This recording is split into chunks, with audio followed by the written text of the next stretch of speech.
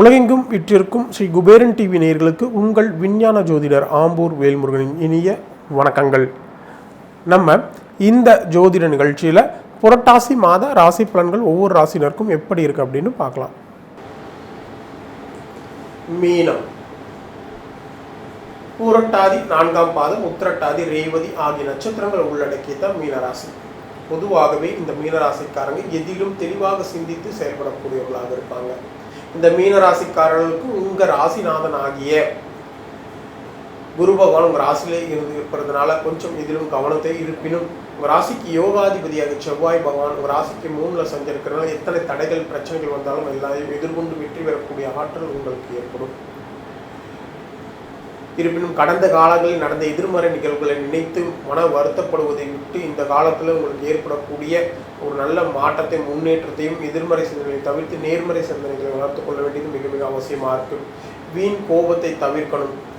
எதிர்காலம் ஏற்றமிக்கதாய் அமையும் என்ற நம்பிக்கையில் உங்கள் வாழ்க்கையில் ஒவ்வொரு நொடியும் நீங்கள் சிந்தித்து செயல்பட வேண்டியது மிகவும் அவசியமாக இருக்கும். குடும்பத்தில் தேவையற்ற வீண் பிரச்சனைகள் வர வாய்ப்புகள் ஒருவருக்கொருவர் விட்டு கொடுத்து செல்வது மிக மிக நல்லது. வீண் வாக்குவாதத்தை தவிர்க்கும் பேச்சில் அதிக கவனத்தை, பொருளாதார நிலையில் ஏற்றத்தாழ்வுகள் வந்து சரியாகும். மனதில் தைரியம், தன்னம்பிக்கை, உற்சாகம் அதிகரிக்கும். எதையும் சாதிக்கக்கூடிய ஆற்றல் ஏற்படும். உடன்பிறப்புடன் சின்ன சின்ன மனக்கசப்புகள் வந்து சரியாகக்கூடிய நிலை இருக்கு. தாயால் நல்ல அனுகூலமான பலன்கள் ஏற்படும். தாய் மற்றும் உறவுகளால் மகிழ்ச்சி உண்டு.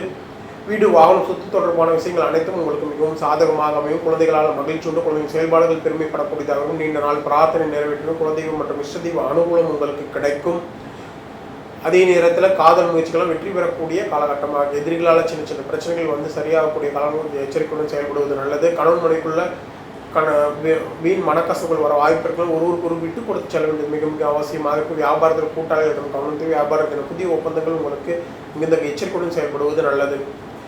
தேவையில்லாத பிரச்சனைகளும் எதிர்பாராத பிரச்சனைகளும் வர வாய்ப்புகள் கொஞ்சம் எச்சரிக்கையுடன் இருக்க வேண்டியது மிக மிக அவசியமாக இருக்கு. தொழில் மற்றும் உத்தியோகத்தில் ஒரு நல்ல மாற்றமும் முன்னேற்றம் இருக்கும். தந்தையால் நல்ல அனுகூலமான தந்தை உங்கள் உயர்வுக்கு உறுதுணையாக இருப்பார். வெளிநாட்டு தொடர்பான விஷயங்கள் எல்லாம் உங்களுக்கு மிகவும் சாதகமாக அமையும். குரு மற்றும் மூத்தோரின் ஆசி கிடைக்கும். அதிர்ஷ்ட வாய்ப்புகள் தேடி வரும். தெய்வ அனுகூலம் உங்களுக்கு நிச்சயம் உண்டு. தொழில் மற்றும் உத்தியோகத்தில் கொஞ்சம் கவனம் தேவை. உயரதிகாரிகள் மற்றும் சக ஊழியர்களை பகைத்துக் கொள்ள வேண்டாம். அவர்களை அனுசரித்து செல்ல வேண்டியது மிக மிக அவசியமாக இருக்கும். உங்கள் பணிகளில் அதிக கவனம் செலுத்தி உங்கள் திறமையை வெளிப்படுத்துவதற்கான வாய்ப்புகள் கிடைக்க வரும். காத்திருக்க வேண்டியது மிக மிக அவசியமாக இருக்கும். நண்பர்களால் நல்ல ஆதாயம் உண்டு. நல்ல தனவரவு ஏற்படக்கூடிய காலகட்டம். நீண்ட நாள் ஆசைகள், கனவுகள், லட்சியங்கள் எல்லாமே நிறைவேறக்கூடிய காலகட்டமாக இருக்கு. உங்கள் விடாமுயற்சி மிகப்பெரிய வெற்றிகளை ஏற்படுத்தி தரக்கூடிய நிலை இருக்கு. இருப்பினும் எதிலும் அகலக்கால் வைப்பது, அவசர முடிவுகளையும் இந்த காலகட்டத்தில் நீங்கள் தவிர்க்க வேண்டியது அவசியம். பணம் கொடுக்கல் வாங்கல் தற்போதிலிருந்து மிகுந்த கவனமுடன் செயல்பட வேண்டியது மிகவும் அவசியமாக இருக்கு. அதிர்ஷ்டமான நாட்கள் ஆகஸ்ட் 27, 28, செப்டம்பர் 5, 6, 7, 8 ஆகிய நாட்கள் உங்கள் ராசிக்குரிய அதிர்ஷ்டமான நாட்கள் ஆகும். சந்திராஷ்டம நாட்கள் ஆகஸ்ட் 31, செப்டம்பர் 1, 2 ஆகிய நாட்கள் உங்கள் ராசிக்குரிய சந்திராஷ்டம நாட்களாக இருக்கிறதுனால இந்த காலகட்டத்தில் எந்த விஷயத்திலும் கவனமாக இருக்கிறதும், புதிய முயற்சிகளை தவிர்க்கிறதும், வாகன பயணங்களில் கவனமாக இருக்கிறதும் மிக மிக நல்லது.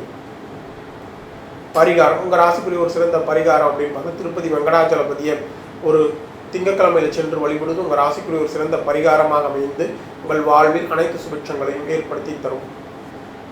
மீண்டும் அடுத்த ஜோதி நிகழ்ச்சியில் உங்களை சந்திக்கும் வரை உங்களிடமிருந்து விடைபெறுவது உங்கள் விஞ்ஞான ஜோதிடர் ஆம்பூர் வேல்முருகன். நன்றி, வணக்கம்.